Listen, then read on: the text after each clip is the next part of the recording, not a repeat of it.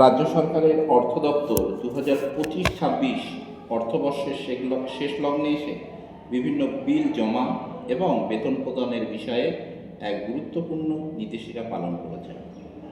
নমস্কার দর্শক বন্ধুরা, আপনারা দেখছেন ইছামতি টিভি।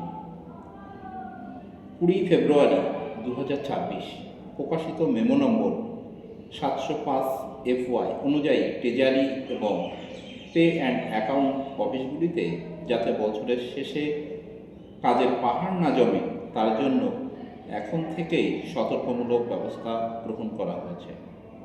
এই নির্দেশিকায় সরকারি কর্মচারী, পেনশনভোগী এবং ডিডিওদের একাধিক সময়সীমা বেঁধে দেওয়া হয়েছে।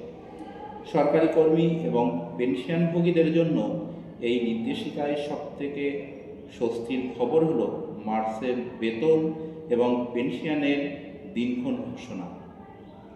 অর্থ দপ্তরের নোটিশ অনুযায়ী রাজ্য সরকারি কর্মী, সাহায্যপ্রাপ্ত শিক্ষা প্রতিষ্ঠান কর্মী, লাইব্রেরি এবং পঞ্চায়েত কর্মীদের 2026 সালের মার্চের বেতন 2-4 অর্থাৎ 2রা এপ্রিল 2026 তারিখে প্রদান করা হবে। পেনশনভোগীদের ও মার্চ মাসের পেনশন ব্যাংক অ্যাকাউন্টে ঢুকতে শুরু করবে 2রা এপ্রিল 2026 তারিখে। ডিপোজিট অ্যাকাউন্ট থেকে যারা বেতন পান এবং যারা মাসিক পরিশ্রমিক পান তাদের টাকাও 2রা এপ্রিল 2026 তারিখে ক্রেডিট হবে।